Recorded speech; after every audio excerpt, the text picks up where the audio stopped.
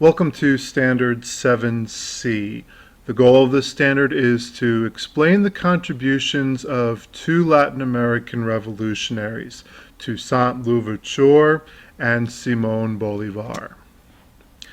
The essential question that we hope to answer in this standard is what were the contributions of both Toussaint Louverture and Simón Bolivar to revolutions in Latin America. All these revolutions take place in the early 1800s and lead to independence from European colonial powers. Some essential understanding to help us with this standard is that both Toussaint Louverture and Simón Bolivar are leaders in the development of independent states in Latin America during the 19th century, during the 1800s.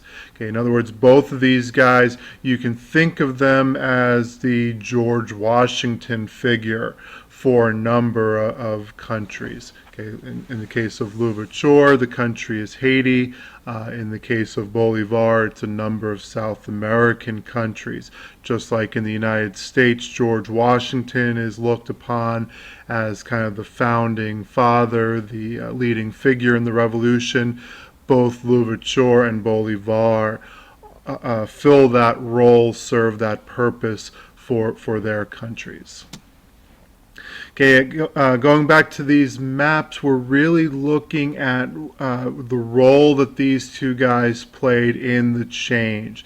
And really the main idea of Standard 7 is how did Latin America go from the map on the left in 1800, where European colonial powers controlled almost all of the land in Latin America, from Mexico all the way down to the tip of Argentina, to the map in 1830 that we see on the right, where only a very tiny portion of the land in that region was controlled by European colonial powers.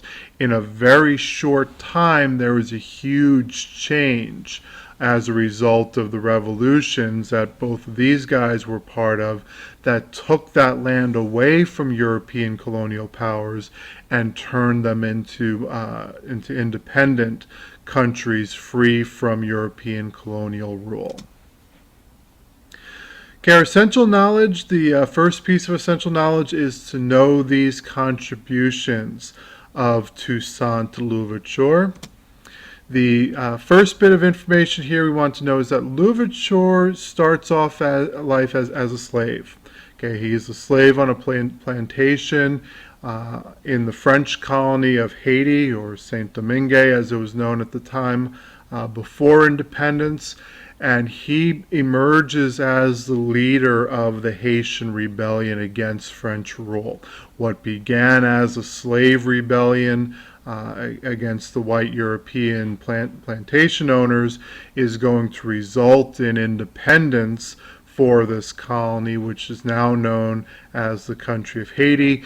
Louverture is the, again, George Washington figure leading that revolution. Again, we see on our map here the location of Haiti and its mother country, France. This was not an easy rebellion. This was not an easy revolution for Haiti. In addition to its mother country of France, which obviously was fighting to control its colony, Louverture and the Haitian revolutionaries also have to fight off English forces. Again, England really seeing this as an opportunity to seize control of one of its chief rivals, France's colonies in the Caribbean.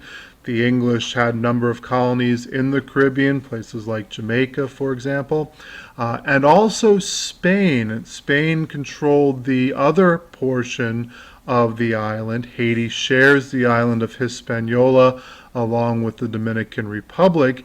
Spain, none too happy with the situation that Louverture is creating on the other side of the island, leading slaves to their freedom and the land of Haiti away from its colonial rulers. So Spain gets involved as well.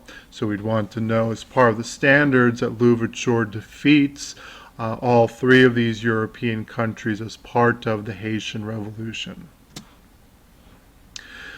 Simón Bolivar, our second piece of essential knowledge, and his contributions. Bolivar is a Creole.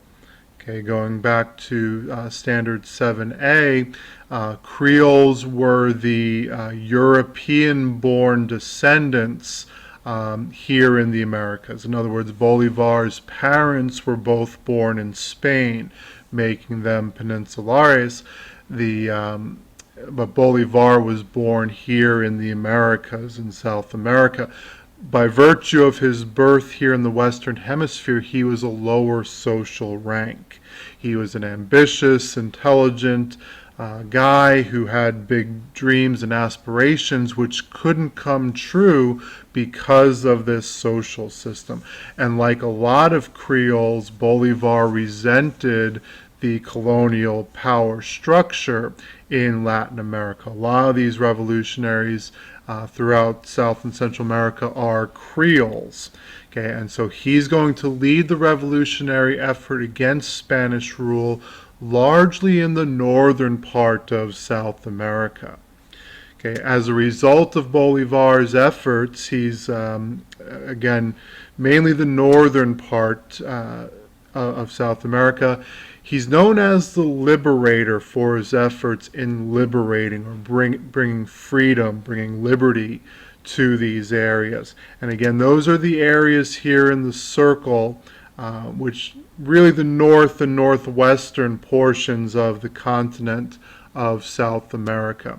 For the country of Venezuela, the country of Colombia, the country of Ecuador, Peru, and country that gets its name from Bolivar, Bolivia.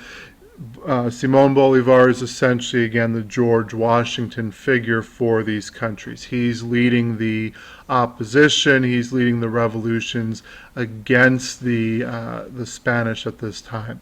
Three of these countries, Venezuela, Colombia, Ecuador, at the time of these revolutions were one big Spanish colony of Gran Colombia. Okay, but the resulting five independent countries is the result of Bolivar, the liberator of this region of the world. Okay, and so that's the essential knowledge we need to know for Standard 7C.